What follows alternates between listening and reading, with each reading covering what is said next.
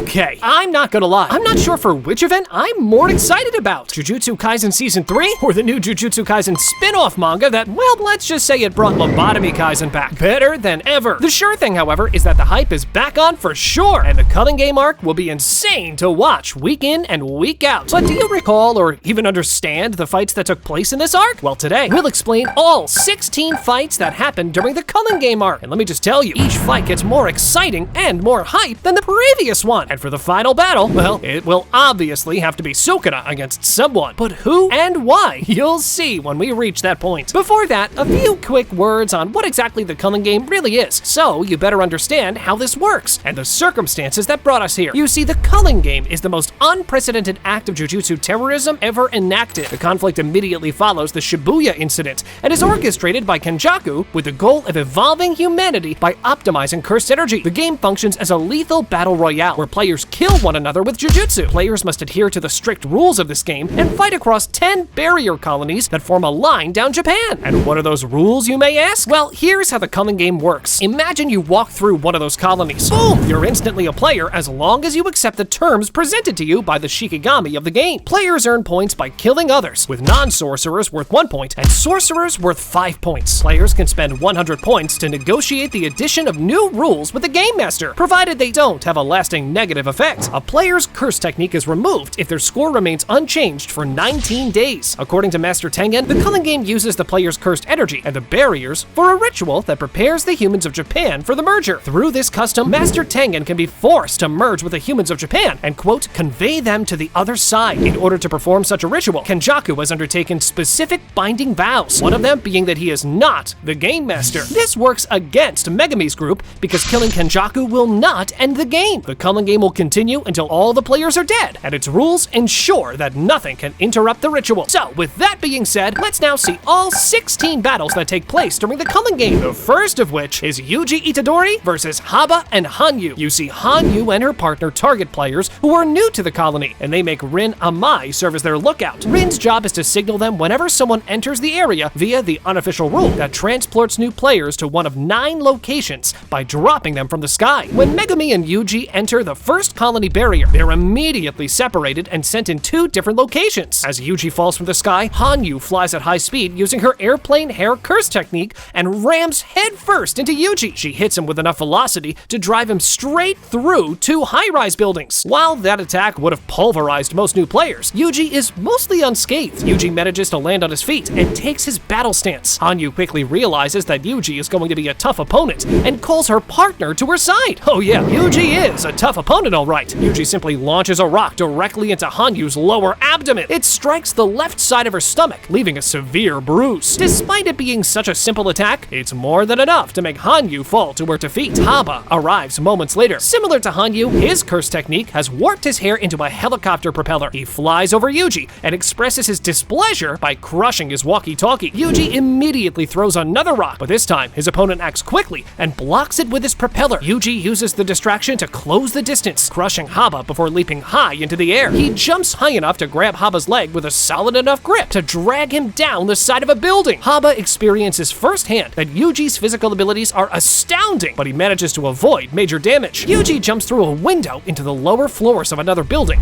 and waits at the end of a hallway for his opponent. Well aware his adversary is baiting him, Haba thinks that Yuji is trying to negate his propeller. He counters by increasing his propeller's capabilities and entering the window at a specific angle. Confident his propeller can slice through steel rods, Haba rotates himself with great speed and rushes head first toward Yuji, slashing the hallway apart and threatening to make a smoothie out of him. While Haba is coming at him, Yuji infers that the reason Hanyu could drive him through a building but couldn't withstand a simple projectile was because her cursed energy was focused on her hair. He thinks it was a binding vow that effectively left the rest of Hanyu's body vulnerable, including her lower abdomen where Yuji hit. Yuji assumes this same rule applies to Haba's curse technique, but is confident that he can exploit the head as a vital spot regardless. As long as Yuji can hit him at the right angle and avoid the blades, he can bust his opponent open with one punch. Yuji delivers a powerful right straight punch directly to the top of Haba's head. This smashes Haba's propeller and cuts the top of his head open. And well, that's all it took for Yuji, left, right, goodnight Itadori to take care of both of these players in an instant. Now this was just the first point,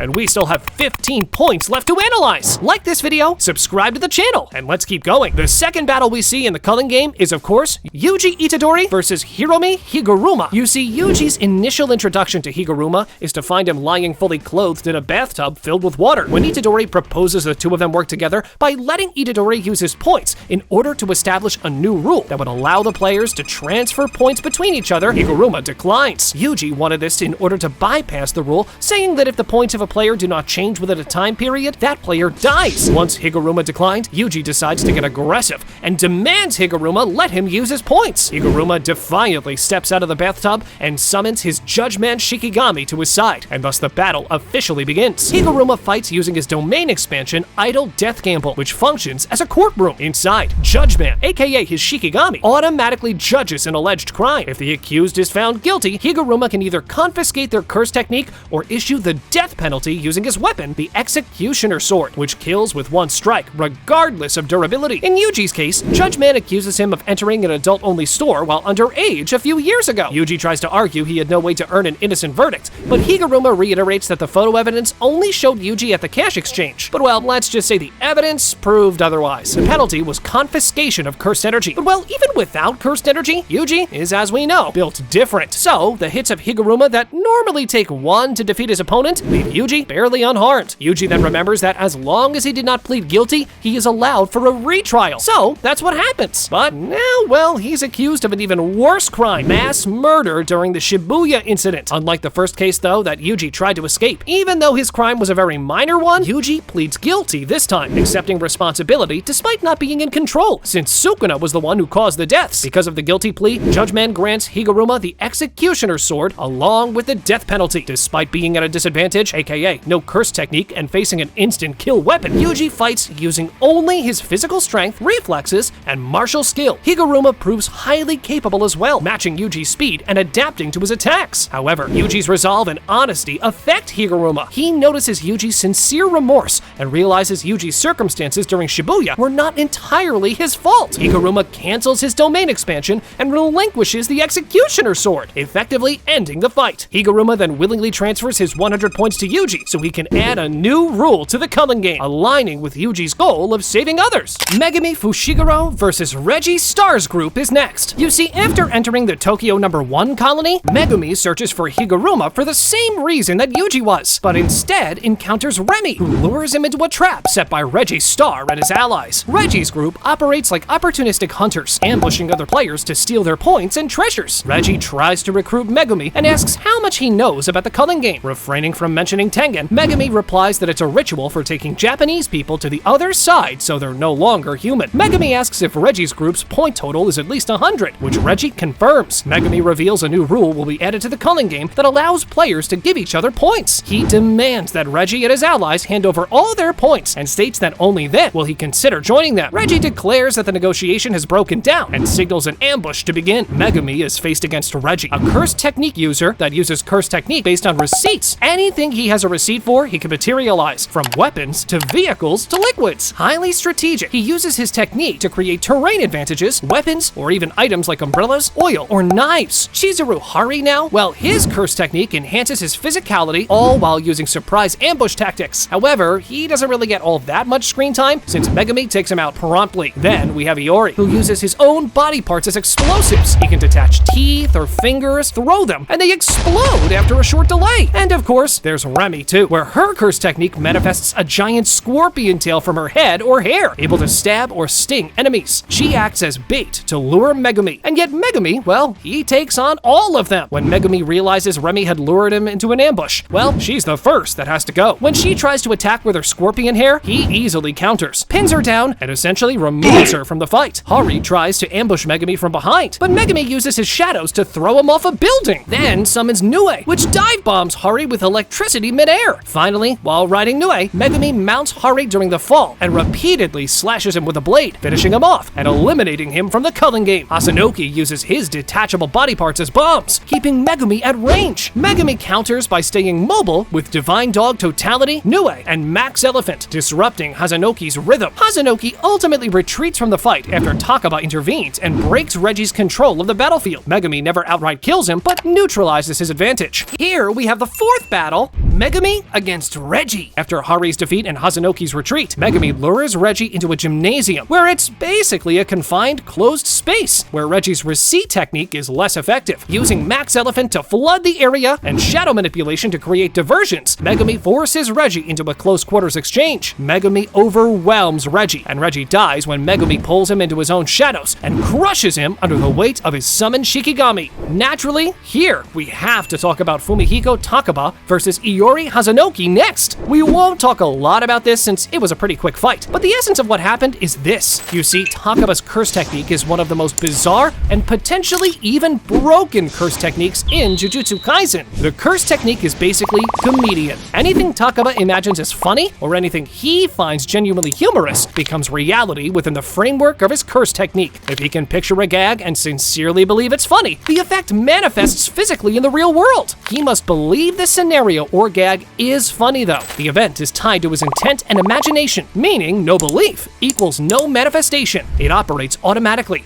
meaning he doesn't have to understand the full mechanics, he just has to play along. Iori, on the other hand, we already explained how his curse technique works. Because Takaba finds everything Iori does funny, his curse technique comedian automatically protects him. Explosions that should kill him instead misfire or do cartoonish, harmless damage. Hazenoki's curse technique becomes useless. No matter how many explosives he throws, Takaba walks away unharmed, still joking. Takaba then starts performing absurd gags. At one point, his jokes physically alter the scene, and Hazenoki gets knocked around as if the laws of physics change to fit the joke. Takaba doesn't even realize how overpowered he is. He's just playing along. As we already mentioned, Takaba essentially neutralizes Hazenoki without really fighting. Hazenoki realizes he can't hurt Takaba and becomes distracted and demoralized. This lets Megumi regroup and focus on Reggie without worrying about Hazenoki's constant bombardment. Hazenoki ultimately backs off, and Takaba doesn't kill or finish him, but completely flips the situation in Megumi's favor. Next up,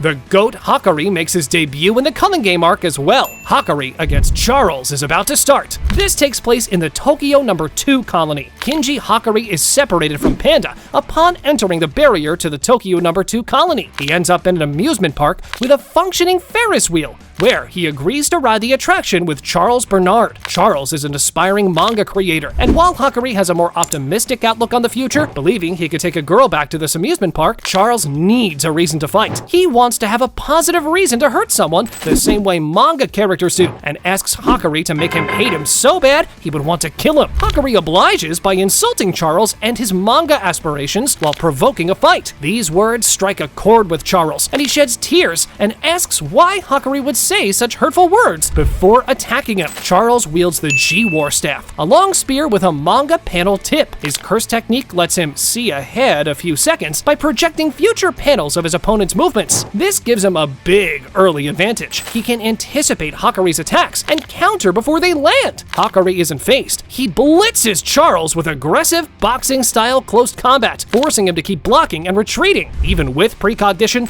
Charles can't fully handle Hakari's speed, timing, and unpredictability. Hakari shows he is more experienced and a capable fighter from the start. By changing angles and delaying his strikes, he forces Charles to misread the future panels and creates an opening. Exploiting that opening, Hakari closes the distance and lands a powerful punch right to Charles' face, cracking his guard and sending him flying. Charles is knocked down, ending the fight cleanly. Hakari doesn't kill him in the end. He simply overwhelms him and knocks him out, removing him as an immediate threat. And while this takes place, well, Panda's too busy being turned into a used plushie by Kashimo. We now have to talk about Kashimo versus Panda. Panda's role was to fight and negotiate with the Angel, while Hakari handled any fighting. However, they got separated when they entered Tokyo No. 2 colony's barrier. In order to avoid any fighting inside the colony, Panda pretends to be a normal bear as cover. While sitting on top of shipping crates in an industrial yard next to the ocean, Panda smells the strong scent of blood left behind by nearby battles. He estimates up to 3 people have been dismembered. While the residual cursed energy is weak, Panda knows that a skilled sorcerer must have turned down their cursed energy. Just when it appears that the coast is clear, none other than Hajime Kashimo walks through the shipping yard and spots Panda. Panda immediately goes down on all fours and pretends to be a normal bear. Kashimo uses his Kogane to check if Panda is a player, and well, Panda's screwed because he was actually unaware Kogane could be used in such a manner. So, Panda's about to be destroyed destroyed. Panda transforms into gorilla mode and tries to counterattack with unblockable drumming beat. He hits Kashimo's guard with an open palm strike and delivers internal damage to his opponent. But this is nowhere near enough to defeat our GOAT Kashimo. Or was it fraud? Well, fans aren't super sure about that, to be honest. Kashimo calls Panda weak and asks about the location of Sukuna. Surprised to hear someone ask about Sukuna, Panda hesitates for a moment before declining to know who Sukuna is. That pause makes Kashimo believe Panda knows something about Sukuna, but the Jujutsu High student refuses to say anything that might compromise Yuji's safety. Panda transforms into his sister's Triceratops mode and boasts about having the power to destroy anyone she gazes at. But again,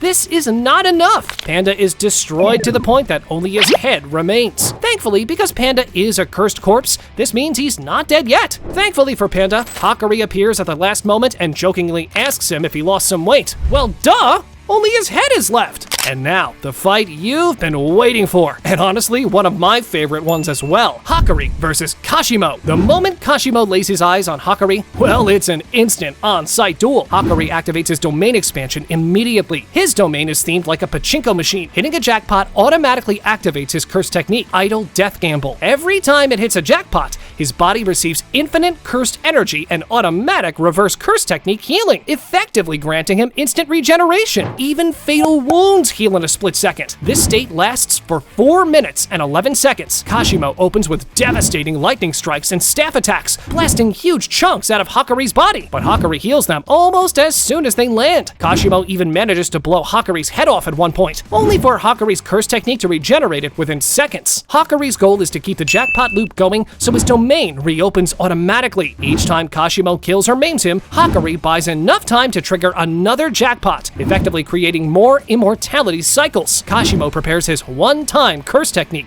that converts his entire body into a living lightning rod, but he hesitates because obviously he wants to use this on Sukuna and not a seemingly nameless sorcerer. Meanwhile, Hakari continues to land brutal blows, shattering Kashimo's staff and blasting him with high-speed strikes. During the final stages on this confrontation, the fight moves over the ocean. Hakari drops Kashimo toward the sea in hopes of sapping him of his electrified cursed energy. Cursed spirits emerge from the sea and serve as footing for Kashimo until Hakari shreds them all apart with a barrage of quick, powerful, consecutive blows. Hakari finishes his barrage by kicking Kashimo directly into the water. Kashimo had no choice but to block with cursed energy and hit the water before he could turn it off. As a result, Kashimo's cursed energy begins to flow out as he desperately tries to suppress it. But what Hakari failed to realize is that Kashimo used electrolysis on the water to create a poisonous gas, and thus cause Hakari to fall into the sea as well. Kashimo failed to destroy the reverse curse technique's user in one blow earlier, so he tries to use the other reliable method of killing one, poisoning them. But even like that, my goat Hakari is not finished. Hakari regains consciousness and punches Kashimo across the face. As he's hit by a hard kick directly after being punched, Kashimo realizes that Hakari's reverse curse technique targeted the toxin and removed it unconsciously. Hakari notices the water temperature rising, and with only 5 seconds left in the round, decides if he's going up to the surface or not. He recklessly remains underwater and tries to finish off Kashimo. He lands a powerful uppercut,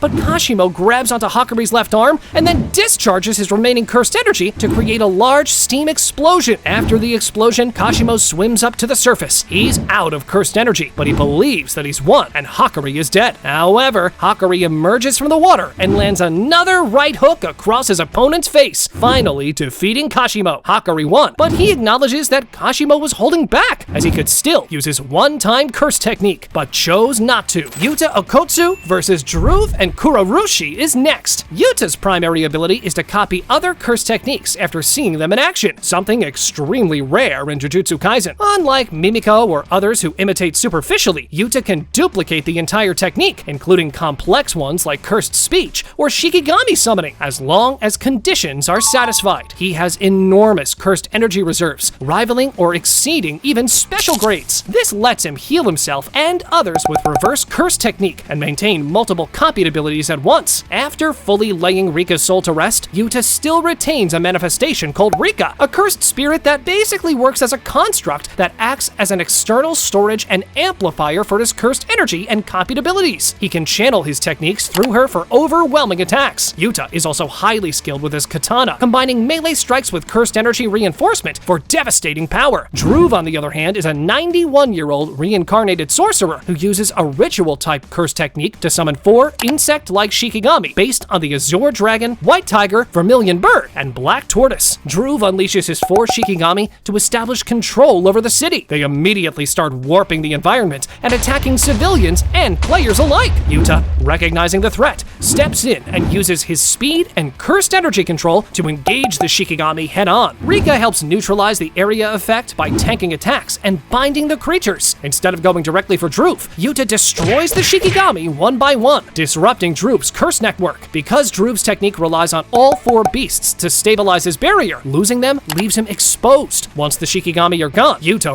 rushes Dhruv and lands a decisive slash imbued with cursed energy, ending the fight quickly. Dhruv is killed almost instantly, a notable feat because he was a special grade reincarnated sorcerer with decades of experience. As soon as Dhruv dies, Kurourushi senses the opening and comes out to feed. This is a much nastier fight because Kurourushi's attacks carry infectious pathogens and he's physically harder to put down. He commands massive swarms of cockroaches and wields the Fester Claw, a huge sword coated with lethal pathogens. His body also secretes a disease-laden fluid, making direct contact dangerous. Rika remains back to protect the civilians, while Yuta engages Kurourushi after a not-so-easy fight. After all, Kurourushi is a special grade, of course. Yuta lunges and drives his sword straight through Kurourushi's head and upper body, while simultaneously pouring cursed energy in to destroy him from the inside. This bypasses Kurourushi's regeneration, and Yuta emerges victorious. Halfway through the video, and we still have the most exciting battles to come. Let's keep going. Yuta Okotsu versus Uro and Ryu Ishigori. Now this one is an iconic match, and well, we all know the meme that occurred because of it, aka the 3-way domain expansion moment, but each thing at its time. You see, Uro can manipulate space, specifically the sky around her, creating distortions that act like invisible blades or reflective surfaces. Essentially, she can control the surface of the sky as if it's a malleable physical medium. By curbing space, she can change the direction of incoming attacks and can stand on or step across her spatial distortions in the sky, effectively letting her move mid-air. Ishigori's curse technique, on the other hand, lets him release an extremely concentrated blast of cursed energy, essentially one of the highest output projectile blasts shown so far in the series. He stores a massive amount of energy in his body and fires it from his hair-like cannon or his mouth. The blast is fast, huge, and destructive enough to level buildings or erase terrain entirely. He's not limited to one big shot either. Ishigori can fire consecutive blasts quickly, putting immense pressure on opponents. Even without the blasts, Ishigori is a powerful physical fighter with incredible durability and reflexes, as he can switch seamlessly between melee and ranged combat. As Ryu and Uro observe him from a distance, Yuta battles Kurourushi soon after dispatching Dhruv. Aware he's being watched, Yuta tries to avoid displaying his true power, but Kurourushi is stronger than expected. Ultimately, he's forced to showcase more of his strength than he would have liked in order to exercise it. Once Kurourushi is out of the way, Uro makes her move on Yuta. She sneaks up behind him and reveals herself by commenting on his usage of his reverse curse technique, one of the abilities Yuta wanted to conceal. Uro attacks Yuta with her spatial distortions,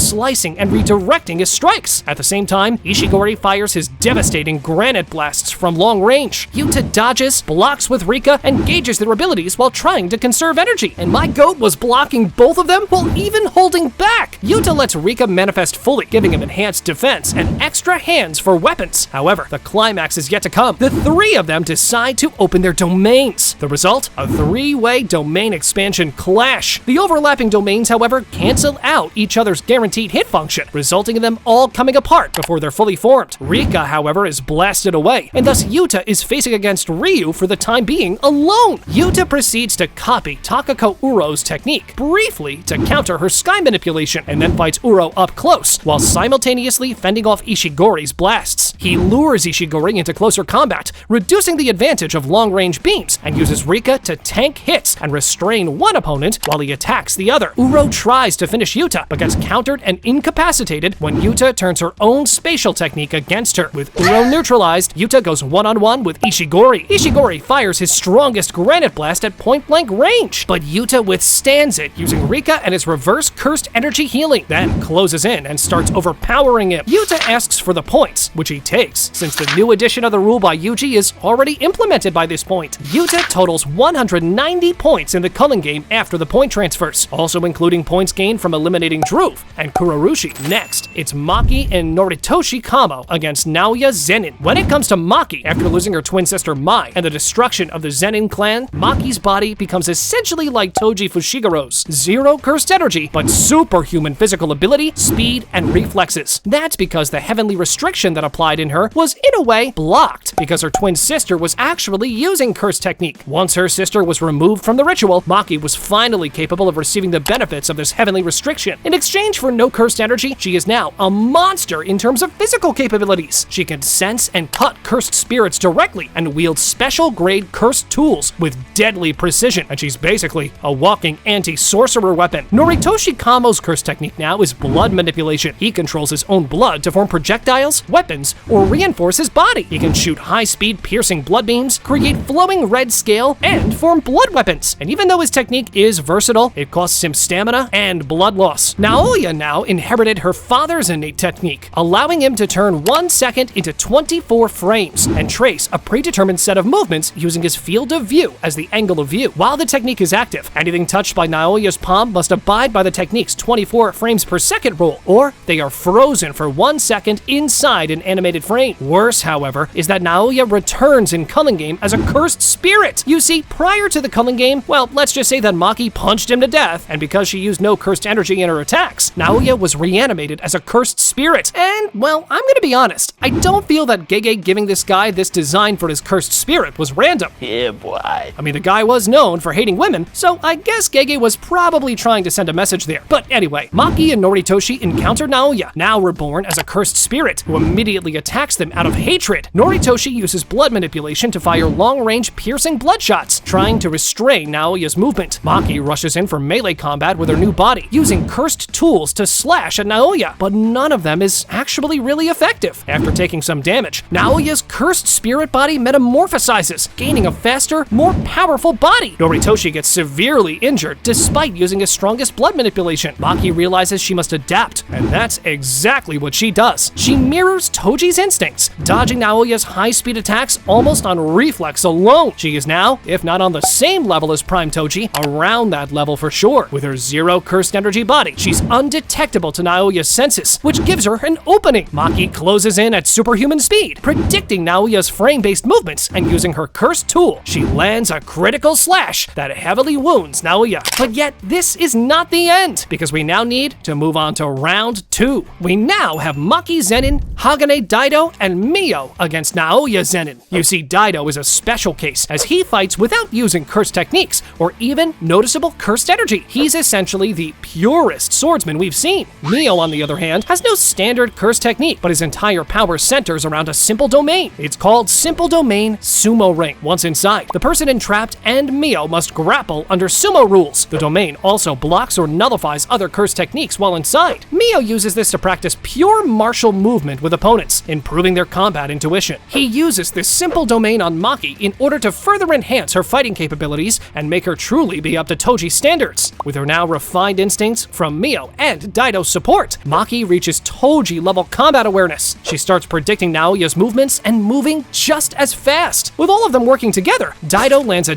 deep slash. Mio disrupts Naoya's flow, and Maki manages to close in. Maki ultimately bisects Naoya's cursed spirit body, exorcising him once and for all. But Culling Games without the King of Curses would not be the same, right? So next up, Sukuna against Ryu Ishigori. My guy Ishigori got packed by Yuta, while also receiving help from Uro. All the while, Yuta was not even going all out and was already tired from his previous consecutive fights. And now bro thinks he can take on 15-finger Sukuna with the 10 shadow technique as well? Yeah, this is gonna turn out real well for him. Sukuna was actually looking for Yoruzu here because he found out she was reincarnated in Megumi's sister's body. So to fully crash his spirit, he wanted to kill Yoruzu and submerge his soul for good. But before that happened, well, Ishigori thought he could take on Sukuna when he saw him in front of him. Ryu attempts to engage in hand-to-hand combat with a quick jab to Sukuna's face. However, Ryu is slashed diagonally across his torso by Sukuna's innate technique. This sends Ryu sliding back before he got anywhere close to landing a hit. Amused, Sukuna reveals that he meant to fillet Ryu into 3 pieces. He commends Ryu for surviving, apologizes for underestimating him, and says he won't hold back anymore. Still nervous and uneasy, Ryu remains completely silent as more sweat sweat pours down his face. He attempts to dash backward to gain some distance from his opponent to charge up Granite Blast, but suddenly, Sukuna completely blitzes Ryu, passing right by him with immense speed. Sukuna dissects Ryu's head into 3 pieces, effortlessly killing him in a second. We now have to speak about Sukuna versus Yoruzu. Sukuna here is currently at 15 fingers, so yeah, he's already a big issue for everyone involved. Pretty close to his full power, some could say. His opponent here will be Yoruzu. But who is she, and how did the two come to fight, you may ask? Well, hear this. Yoruzu was a powerful Heian-era Jujutsu sorcerer, was obsessed with Realman Sukuna, falling in love with him, and upon her reincarnation, creating a perfect sphere to fight him. But how did she do that? Well, her curse technique, construction. With it, she could recreate any substance she recognized, except for special curse tools. Creating something from nothing uses a lot of cursed energy though, making this technique energy inefficient compared to other curse techniques. Though it does have its advantages. The liquid metal had special properties. It's extremely durable, can self-regenerate, and can freely shift between solid and fluid states. When it comes to her domain expansion now, her domain is a mostly blank space, although that resemble the disembodied brains and ganglia of insects. The sure hit effect of the domain applies to Yoruzu's constructed items, particularly her true sphere, hence destroying anything caught in the domain instantly should Yoruzu will it. For Sukuna, well, we all know his abilities, so we're not going to tire you explaining them. The only difference here, however, is that Sukuna is now in the body of Megumi. As a result, he has access to his 10 Shadows technique on top of his own as well. How about their battle now? What's even worse about this encounter is that Yoruzu was incarnated into Megumi's sister's body. So yeah, Megumi is about to witness in 4K what Sukuna will do to his sister, while also using his own body, with him not being able to do anything about it. But how does the fight actually play out? Yoruzu immediately coats herself in liquid metal armor and creates transforming weapons, spears, claws, and insect-like appendages. Sukuna blocks and counters with his immense speed, strength, and slashes, but has yet to use his full 10 Shadows power. Yoruzu activates her threefold affection, triple-layered insect armor domain, turning into a bug-like armored form with wings and drills. Sukuna fights calmly, relying on his experience and cursed energy control rather than flashy domain use. At one point, Sukuna decides it's time to get serious and uses Maharaga from Megumi's 10 Shadows technique to counter Yoruzu's unpredictable attacks. Maharaga predicts and cuts through her constructs with precision, gradually dismantling her armor to counter Yoruzu's unpredictable attacks. Maharaga predicts and cuts through her constructs with precision, gradually dismantling her armor. Yoruzu charges with a massive, self-regenerating spear meant to pierce even Sukuna. Sukuna counters with a devastating strike, mortally wounding her. In her last moments, Yoruzu gives a gift to Sukuna as a twisted act of devotion to him. This weapon, as we'll see later, is none other than Kamutoke.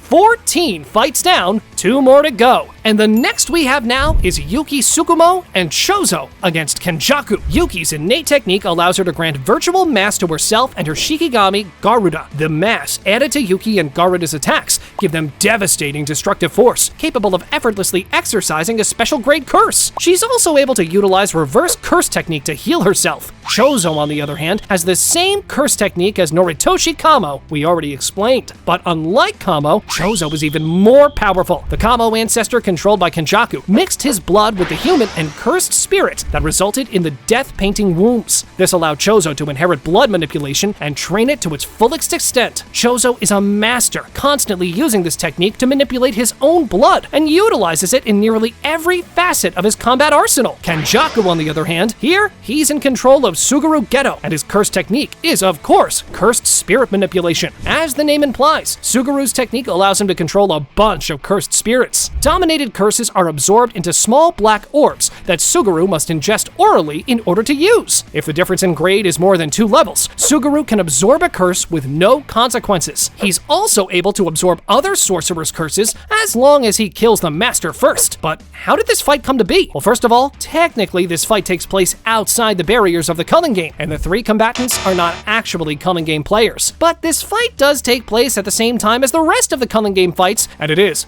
100% relating to it. So yeah, that's why we've included it in the video. You see, after Kenjaku initiates the Culling Game and seals Gojo, Choso and Yuki Tsukumo team up with Tengen inside the tombs of the Star Corridor. Kenjaku arrives to capture Tengen and continue his plan of merging humanity. This triggers the confrontation. Yuki plus Choso versus Kenjaku. Choso attacks first to buy time for Yuki. He uses supernova and piercing blood barrages to keep Kenjaku moving, but Kenjaku deflects and counters using hordes of cursed spirits, barely even trying. Yuki arrives with Garuda, smashes through the cursed spirits, and squares off with Kenjaku directly. She adds mass to her punches, ragdolling Kenjaku's defenses. Kenjaku notes that, well, there's a reason after all, she's one of only 4 special grade sorcerers. Kenjaku uses his maximum Uzumaki to counter Yuki's massive hits. Yuki resists and pushes him back, but her body starts sustaining serious internal damage from using so much mass. Kenjaku predicts Yuki's moves, lures her into close range, and uses a gravity curse he had stored to crush her momentarily. Choso again intervenes, shooting Kenjaku at point-blank range to give Yuki an opening. Yuki charges one final attack with maximum mass, turning herself into essentially a black hole punch aimed at Kenjaku. Kenjaku narrowly survives by sacrificing some of his cursed spirits and using barrier techniques. Yuki eventually dies after being sucked into her own technique. Kenjaku ultimately wins, capturing Tengen and killing Yuki. Choso survives, but cannot really stop him. And now for the final fight of today's video, Yuji, Maki, and Hana against Sukuna. After Sukuna transfers his soul into Megumi Fushigaro's body, he starts using the 10 Shadows technique. Yuji, Maki, and Hana move to stop him before he can fully anchor himself in Megumi's body. This leads to the biggest showdown we've seen so far in the Culling Game. We already analyzed all the abilities of the characters involved, except for Hana. You see, Hana has a curse technique, something called Technique Extinguishment. The Angel's curse technique allows for the extinguishment or nullification of any and all curse techniques. Barriers and cursed objects alike are no exception, including special grades like the Prison Realm. She can also use maximum output Jacob's Ladder. It's an extension technique that conjures a 4-winged trumpet made of light in Hana's hands, as well as an enormous circle of light in the sky above her. This circle resembles a magic array that features a heptagram in its middle and several crosses along its periphery. By sounding the trumpet, a massive pillar of light descends from the circle to engulf whatever is below. Any curse technique will be extinguished under the light of Jacob's Ladder. These all sound pretty overpowered, right? So, how will this play out during the Culling Game? Well, let's find out. Yuji Itadori rushes Sukuna immediately, throwing powerful punches, but Sukuna's physical stats in Megumi's body already outclass Yuji's. Maki, now Toji level, joins in with her cursed tool, coordinating with Yuji to apply constant pressure. Their teamwork briefly forces Sukuna to dodge rather than counter, but Sukuna adapts quickly, showing he can use Megumi's 10 Shadows technique and his own cursed energy control at the same time. He summons a few Shikigami like Nue and Rabbit Escape to disrupt Yuji and Maki's rhythm, then proceeds to move on to the counterattack to land some brutal attacks as well. Both Yuji and Maki are injured, but stay in the fight. That's when Hana appears, also known as Angel, floating above with her angel technique Jacob's Ladder, which can purge incarnated souls. She targets Sukuna to exorcise him from Megumi's body, and her ability is one of the only known techniques that could force Sukuna out. Sukuna pretends to be vulnerable, allowing Hana to get close. At the last second, he tricks her, dodging Jacob's Ladder and grabbing Hana. He seriously injures her and nearly kills her, stopping the exorcism attempt. Yuji is left bloodied but still conscious. Maki is badly hurt. Hana is incapacitated, and Gege is happy her favorite character Sukuna made it out alive. Sukuna maintains control of Megumi's body and retreats to further solidify his bond with Megumi's soul. Click on this video next, where I'm letting luck decide on the strongest Jujutsu Kaisen character possible. Go on, check it out!